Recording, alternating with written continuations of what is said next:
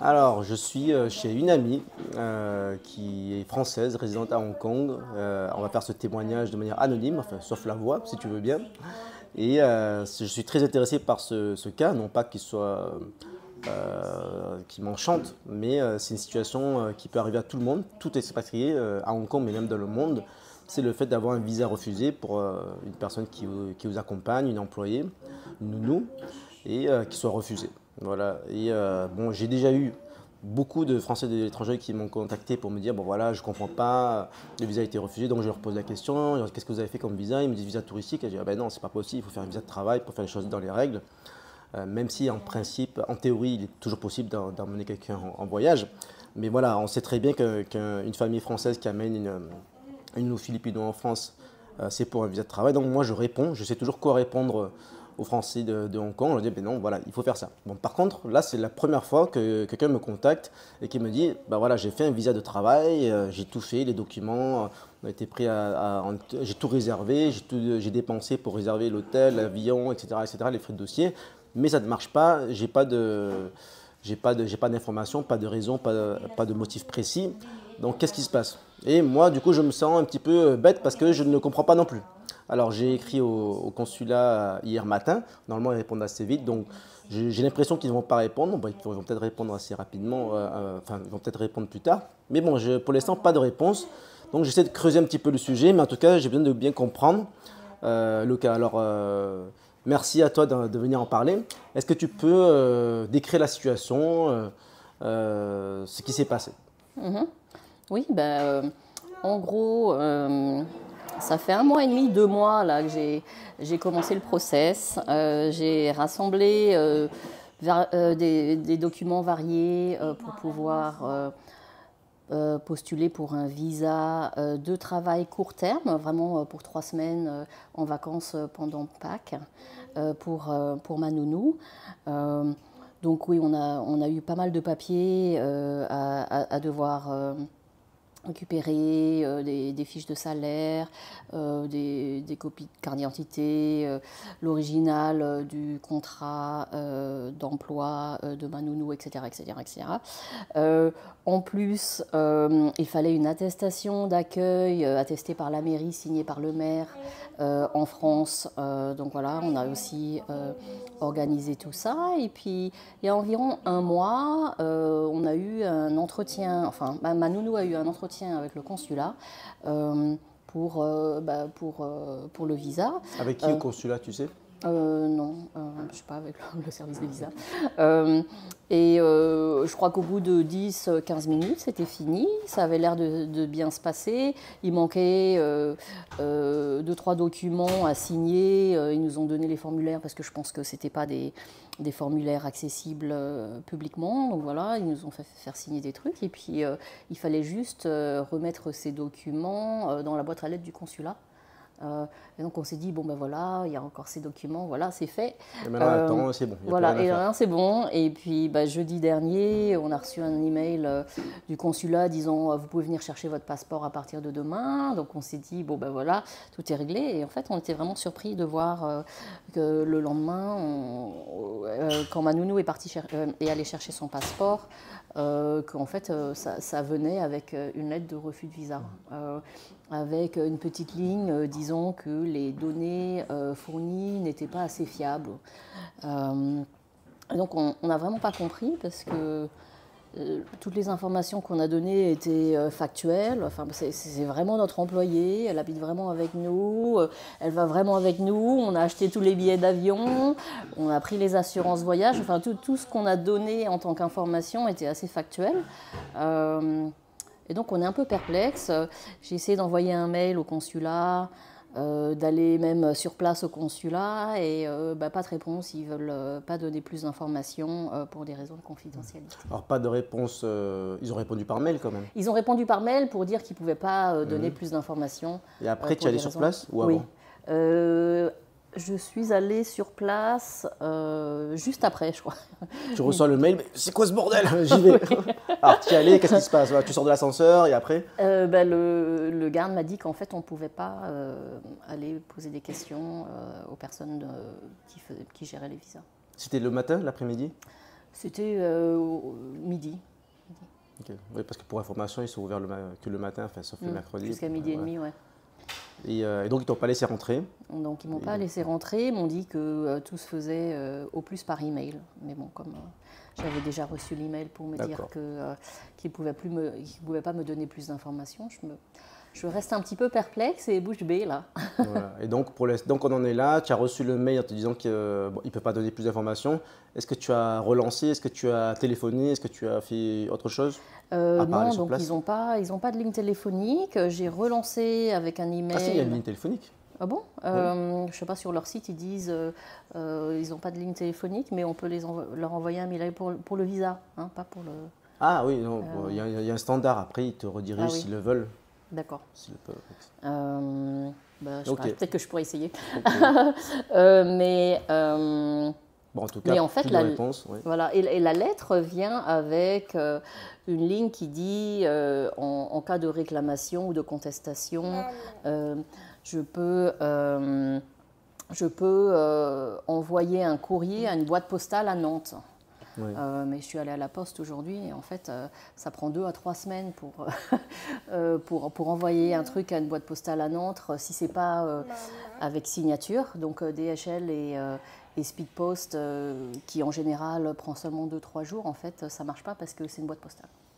Donc voilà, donc comme je pars dans 3 semaines, je pense que la réclamation... Mort, sauf si, voilà, bon, comme je dis, je pense qu'il y a des moyens plus rapides comme DHL, etc. Mais bon, à vérifier si ça marche pour une boîte postale. Voilà, tu as... Oui, je suis en train de parler. Avec les enfants. On est en train de faire une vidéo. Tu es interviewé en direct. Ok. Tu vas dans ta chambre. Mais ouais, donc bon, ça nous reste un petit peu en travers de la gorge là, mais bon, il va falloir qu'on réajuste tout. On avait tout acheté, billets d'avion. Bon, certains trucs sont remboursables, mais pas tout. Donc, par exemple, l'assurance voyage qu'on a dû montrer pour l'application de visa, là, c'est pas remboursable. Le billet d'avion, il y aura 2000 Hong Kong dollars de frais d'annulation avec Cathay Pacific, etc., etc. Donc ouais, très frustrée, et principalement par le manque d'explication, parce que peut-être qu'il y a une raison très valable pour le rejet, mais la petite demi-ligne là, avec information pas fiable, quand on a vraiment essayé d'être réglo du début à la fin. Ouais, très frustrant. Après, au-delà de ça, même je me dirais la forme, le fait d'envoyer un mail en disant vous pouvez venir récupérer le passeport, c'est assez bizarre parce qu'ils auraient pu dire envoyer un mail en disant bon malheureusement c'est pas bon, mais bon, venez quand même récupérer le passeport. Là, en fait, il envoie un mail en te faisant penser que tout est bon, et en fait, quand tu viens rechercher le document, c'est pas le visa en fait. Oui, c'est ça. Donc ça, c'est encore pire, je trouve. Mais bon, peut-être que c'est telle ou telle procédure. Ouais. Non, idéalement, tu vois, s'ils auraient pu nous dire il manque un papier ou je sais pas moi, on n'a pas la confirmation, l'acte de naissance des enfants de ma helper pour confirmer qu'elle a vraiment des attaches au fil. Voilà. Est-ce que vous pouvez envoyer ça? Donc à la limite, on aurait pu faire ça, mais bon, maintenant qu'on a un rejet et qu'on est un petit peu coincé, je pense que tu vois, il y a quand même 99% de chances que ça ne marche plus, quoi, que c'est fini. En tout cas, pour Pâques. Après, bon, si vous refaites un dossier pour cet été, il y aura peut-être ce sera peut-être différent. Oui, peut-être. Mais alors là, j'ai vu que tu as 2 helpers à la maison, 2 enfants. Donc, tu voulais emmener 2 helpers avec toi. C'était quoi le projet? Oui, c'était d'en prendre une avec moi, celle qui est mariée avec 2 enfants plutôt que celle qui est célibataire, en me disant que c'était plus facile. Et puis principalement pour en fait, passer du temps avec mes parents qui ont plus de 70 ans et qui vieillissent, et avoir un petit peu d'aide. Mais comme je pensais prendre 3 semaines et que je ne pouvais pas prendre 3 semaines de vacances au travail, ça me permettait de travailler aussi, d'aller au bureau de ma boîte à Paris, de pouvoir travailler depuis là-bas, pendant que ma nounou puisse s'occuper de mes enfants. En fait. Alors à combien tu estimes le coût de les frais de dossier, etc. J'ai pas fait le calcul, je pense que ça me frustrerait de calculer. Mais bon, je pense que c'était peut-être 6 000 Hong Kong dollars, quoi, un truc comme ça déjà, de perdu. Si je veux essayer de continuer ou d'essayer un visa touristique, peut-être que ça me coûterait encore plus, mais bon, c'est vrai que là, je sais pas, je suis assez dégoûtée, là, j'ai plus envie d'essayer un visa après, après cette expérience. Alors c'est quoi le projet maintenant? Vous allez quand même aller en France sans la nounou? Ben oui, je pense on va aller en France sans la nounou. On va juste devoir changer tous nos billets aussi pour écourter parce que je ne peux pas prendre 3 semaines de congé. Donc voilà. Bon. Ouais, donc avec ce refus qui est a priori basé sur on ne sait pas grand-chose, mais apparemment tout le dossier était bon, ça change tout, quoi. Est-ce que tu penses qu'il y a des informations que tu n'as pas, qui sont confidentielles, peut-être même pour eux? Est-ce que ta helper a des antécédents? C'est une serial killer, elle a eu des problèmes, mais ça tu sais pas. Ouais, voilà. Ben non, je sais pas. A priori non. Alors, je pense que le consulat ne peut pas savoir non plus. Mais bon, bref. Ouais, je sais pas. Si au moins ils pouvaient me dire qu'il y avait un problème avec le profil de ma helper ou quelque chose comme ça, au moins je saurais. Mais là, en fait, c'est un peu difficile de spéculer et puis de me dire qu'en fait il y a un problème avec ma helper, quand peut-être c'est juste que, je sais pas, il y avait peut-être, je sais pas, peut-être que j'ai dit qu'on restait 21 jours et qu'en fait avec les billets d'avion ils ont dû calculer que c'était 20 jours, je sais pas, peut-être qu'il y a eu un bête petit... quand même. Ce serait bête de rejeter un visa, ouais. Mais limite, tu vois, dans ma tête, je me dis c'est peut-être ça la raison, parce que je vois pas vraiment...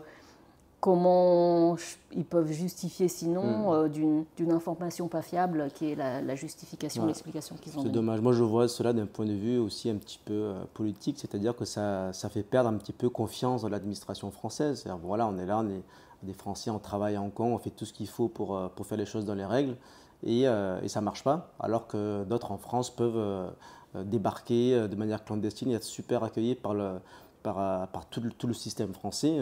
Je ne sais pas ce que tu en penses, on n'a jamais parlé politique tous les deux, mais bon, moi je le vois comme ça. Est-ce que toi, est-ce que je ne te demande pas, est-ce que tu penses comme moi, mais c'est quoi ton sentiment par rapport à cette façon de gérer de l'administration française? Est-ce que toi, tu verrais, est-ce que c'est juste, c'est pas juste, qu'est-ce qu'il faudrait changer? Juste un peu plus de transparence en fait. Tu vois, pour quelqu'un qui a passé 1 mois et demi à prendre un rendez-vous reçu là, à essayer de ramasser des documents ici et là pour pouvoir faire un dossier réglo du début à la fin.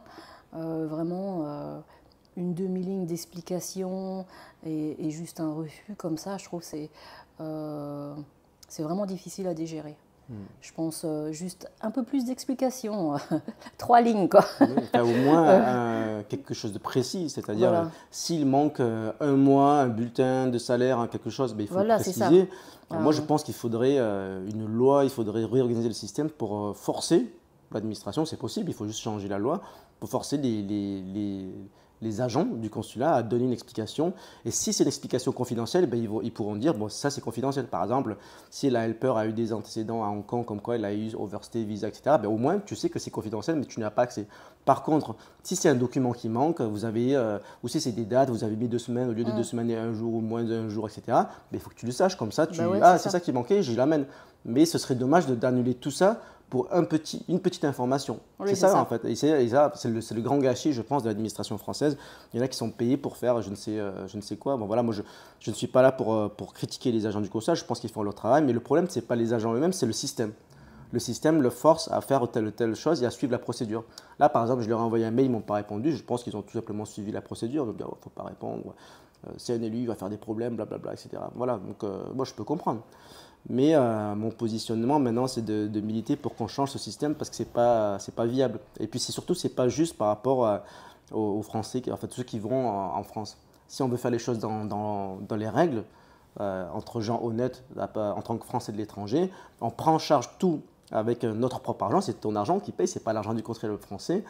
Et bien, on devrait nous faciliter la tâche, pas nous mettre des bâtons dans les roues. Voilà. Oui, c'est sûr. Bon, enfin, en tout cas, j'espère que tu passeras quand même des bonnes vacances à Pâques et que ça se passera bien avec tes enfants, toute la famille. Donc, merci de m'accueillir pour témoigner rapidement. Est-ce que tu as un dernier commentaire, une information à faire passer, une anecdote? Non, non, je pense que nous vraiment, ça nous a laissé un petit peu un goût amer, toute cette expérience. Donc, je dirais, à moins que les choses changent, évitez de faire un visa travail pour vos helpers parce que c'est quand même pas mal de boulot, pas mal d'efforts, des coûts pour pas grand-chose à la fin. Et donc, autant garder cette énergie et Ouais, et ces surtout que sous. tu n'as pas que ça à faire, hein. Euh, Tu travailles beaucoup. Bah oui. Voilà, tu travailles beaucoup, ton mari travaille beaucoup à Hong Kong, donc le temps est assez précieux. Quand on fait tout ce travail pour avoir un petit truc, un dossier rejeté sans raison valable, et de plus, c'est pas à cause de l'administration hongkongaise, quoi, c'est l'administration française. Donc, on se dit, au sein de notre communauté à l'étranger, on devrait pouvoir se serrer les coudes, avoir de l'entraide. Ben non. Donc, effectivement, là, j'ai l'impression que tu as un sentiment de déception, un goût amer, alors que c'est notre communauté, quoi. C'est la France à l'étranger. Et ça, c'est un peu dommage. Oui, c'est sûr. Ok. Bon, merci pour ton témoignage, c'est intéressant. Avec plaisir. Ah, update. J'ai reçu une réponse du consulat. J'aurais dû regarder mes mails juste avant l'interview, mais je l'ai reçu il n'y a pas longtemps. J'ai reçu il y a 2 heures, donc juste 1 heure avant l'interview. Et voilà. Bah, ce qui est bien, c'est que le consulat m'a répondu parce qu'ils ne répondent pas forcément, bien qu'on soit conseiller des Français à l'étranger. Et bah, la réponse est tout à fait conforme à ce que j'imaginais. Ils vont dire que c'est confidentiel et ils ne peuvent pas me dire pourquoi. Voilà. Et de plus, il me rappelle que les conseillers des Français étrangers ne sont pas mandatés pour faire ce job, en fait, les visas, etc. Ce qui est vrai aussi, hein, on est, par principe, on est censé aller aux réunions du conseil consulaire, les bourses scolaires, les CCPAS, c'est-à-dire l'action sociale, les réunions sur la sécurité, etc. Et les diverses réunions dans lesquelles on est convié quand il y a un député, un sénateur, quelqu'un de l'administration qui vient, où on est invité, bon voilà, ok. Voilà, bon, après cependant, comme je l'ai dit dans l'interview, ma démarche est aussi politique, c'est-à-dire que si les élus ne sont pas mandatés pour ça, moi je veux que les élus soient mandatés pour ça. Donc en fait, ma démarche militante, c'est de forcer l'administration à travailler avec les élus sur ce sujet, c'est-à-dire qu'il faut changer la loi pour obliger les consulats à répondre à certaines sollicitations et à donner des raisons et autres que des justificatifs disant que les motifs ne sont pas fiables. Ça, c'est pas. Moi, je trouve que c'est pas acceptable d'envoyer un courrier en disant le motif n'est pas fiable ou pas suffisamment fiable. C'est ça ma démarche. Donc, effectivement, je sais très bien que c'est la procédure normale, c'est confidentiel, on ne donne pas d'informations à ceux qui font la demande de visa et on ne donne pas non plus d'informations au Conseil des Français étrangers. Ça, je le sais très bien, voilà. Mais c'est justement ça que je veux changer. Donc, on verra, peut-être que là, tout le monde s'en fiche. Les autres élus des Français étrangers, ils ont autre chose à penser, mais moi, je pense que ça, c'est important. Et les députés et les sénateurs, peut-être qu'ils s'en fichent. Voilà. Mais en tout cas, ça, c'est des vrais sujets dans lesquels il faudrait du changement dans l'administration française.